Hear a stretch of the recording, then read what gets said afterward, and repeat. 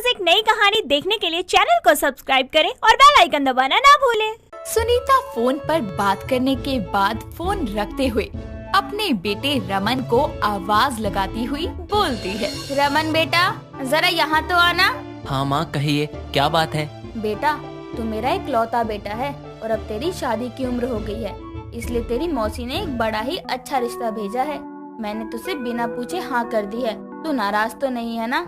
इसमें नाराजगी की क्या बात है, आप मेरी माँ है, मेरी जिंदगी का फैसला लेने का पूरा हक है आपको। जुग जुग जी मेरे लाल, अब जो तूने हाँ कर दी है तो फिर हम जल्दी से राजस्थान तेरी मौसी के यहाँ चलेंगे। मौसी के घर से ही तेरी शादी होगी। ठीक है माँ, मैं अभी ऑफिस जाने के लिए लेट हो रहा हूँ, मैं बॉस से आज ही छुट्टी की बात कर लूँगा। वक्त बीतने के साथ अगले दिन रमन परिवार के साथ राजस्थान अपनी मौसी के घर आता है, जहाँ मंजू उनका स्वागत करती हुई बोलती है। आओ आओ जीजी। नमस्ते मासी जी। अरे रमन बेटा, कितने अरसों बाद देखा है तुझे। छोटा सा था जब गोद में खिलाया था तुझे, अब देखो मौसी के कद से भी ऊंचा कद हो गया है, खूब फल फूल। सभी एक साथ अंदर जाते हैं, जहाँ मंजू उनका स्वागत करती हुई कहती है, माफ करना जीजी, थोड़ी देर हो गई। ये लो, सबसे पहले तो हमारे राजस्थान के मशहूर देसी घी के घेवर खाओ। घेवर? बड़ा अलग सा नाम है छोटी। जैसे ही रमन और सुनीता घेवर चखते हैं, तभी रमन तारीफ करते हुए बोलता है, वाह वाह मौसी, सचमुच ये घेवर तो बहुत टेस्टी है, मजा आ गया। हाँ छोटी, ये घेवर मिठाई तो मैंने अपने जीवन में पहली दफा खाई है। हमारी दिल्ली में तो मिलते ही नहीं है ये। अरे जीजी, दिल्ली जैसे बड़े शहर में घेवर ना मिले, ऐसा कैसे हो सकता है? हाँ, मगर ये जरूर हो सकता है कि राजस्थानी स्वाद जैसा घेवर राजस्थान के अलावा कहीं और ना मिले। ऐसा क्यों पर? ऐसा इसलिए जीजी, क्योंकि पूरे भारत में राजस्थान खास तौर पर घेवर मिष्ठान की कला में पूरी तरह निपुण है। इसलिए राजस्थानी लोग अपने अतिथियों के स्वागत सत्कार में घेवर खिलाना कभी नहीं भूलते। तब तो मेरी होने वाली बहू के घर भी इसी के साथ हमारा स्वागत होगा, है ना?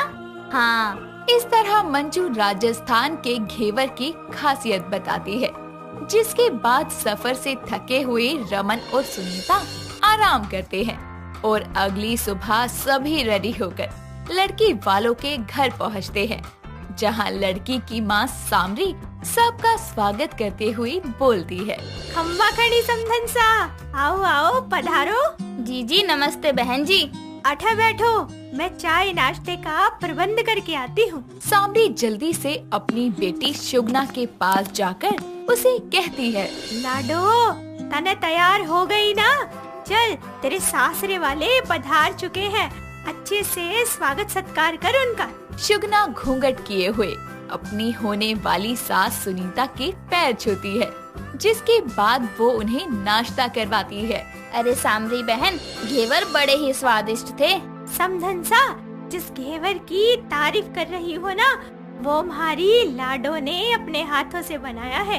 घड़ो चोखो बनावे से हमारी लाडो घेवर। और वैसे भी सगुना को तो घेवर खाना बहुत पसंद है, और हमारे राजस्थान में तो बिना घेवर के नाश्ता ही कोनी होवे। बड़ी अच्छी रीत है आपके राजस्थान की। चलिए अब सगाई की रस्म कर ली जाए। ये भी कोई कहने की बात है। दोनों परिवार सगाई की रस्म को पूरा करते हैं, जिसके बाद सामरी कहती है, मुबारक हो समधन सा, आज तुम्हारी छोरी सुगुना थारी हो गई। इस खास मौके पर मुँह तो मीठो करानो बनतो है। सामरी टेबल पर पड़ी हुई घेवर की थाली से सबका मुंह मीठा करवाती है, जिसके बाद सभी मिलकर बातें करते हैं और थोड़ी देर बाद लड़के वाले वहां से विदा होते हैं। कुछ समय बीतने के साथ शादी की शुभ घड़ी आती है और राजस्थानी अंदाज में दोनों की शादी होती है। विदाई के समय सामरी बोलती है, समधन सा, जे कुछ मिठाइयाँ हैं। अरे इसकी क्या जरूरत थी? जे सगुना को बहुत पसंद है। घेवर मारी लाडो का पसंदीदा मिष्ठान है, इसीलिए बस उसके और थारे वास्ते मारी लाडो का ख्याल रखना, खम्बा खड़ी। इस तरह शुगना बहू बनकर राजस्थान से सीधा दिल्ली आती है, जहाँ सुनीता बोलती है, बहू जा तू आराम कर ले। और हाँ बहू, तुझे तो हिंदी आती है ना, तो तू मुझसे हिंदी में ही बात करियो। जी सासू माँ। मैं पड़ोसनों को मिठाई देकर आती हूँ। सुनीता बहू के मायके से आए घेवर को पूरे मोहल्ले में बांटने चली जाती है, जिसके बाद घेवर की शौकीन शुगना फ्रेश होकर घेवर खाने लगती है और बोलती है, माँ को पता था कि मुझे घेवर खाना कितना पसंद है, तभी तो उन्होंने इतने सारे घेवर मेरे लिए भेज दिए। घेवर खाना मेरा सबसे पसंदीदा शौक है। इसकी खुशबू, इसका स्वाद सच में लाजवाब है, लाजवाब। वक्त बीतने लगता है। घेवर की शौकीन शुगना हर रोज घेवर खाने के बाद ही अपने दिन की शुरुआत करती, जिसे देखकर उसकी सास सुनीता उसे समझाते हुए कहती है, बस कर शुगना बहू, रोज रोज इतने मीठे घेवर खाएगी तो उम्र से पहले ही तुझे शुगर की बीमारी हो जाएगी। इतनी ज्यादा मात्रा में मीठा खाना सही नहीं, और फिर रोज रोज ये घेवर खाकर तेरा मन नहीं भरता, पकती नहीं है क्या तू? माँ जी, इस घेवर की मिठास और स्वाद मुझे बेहद पसंद है। ना ही घेवर खाए बिना मेरा दिन शुरू होता है और ना ही घेवर खाए बिना मेरी रात ढलती है। तो आप मुझे इसकी आदत को छोड़ने की सलाह तो ना ही दीजिए। घेवर खाने की आदत मैं कभी नहीं छोड़ सकती। मेरे लिए 56 भोग से भी बढ़कर है घेवर। ठीक है, खा। इतना मीठा खाकर समय से पहले ही मत निकल लियो बस। और तुझे आए सिर्फ 10 दिन हुए हैं। 10 दिन में तूने घेवर के 4 डिब्बे सफा चट कर दिए। अब बता, कल से क्या खाएगी? घेवर तो सारे खत्म हो गए आज। माँ जी, अभी तो मेरा मन भर गया है, बाकी कल की कल देखी जाएगी।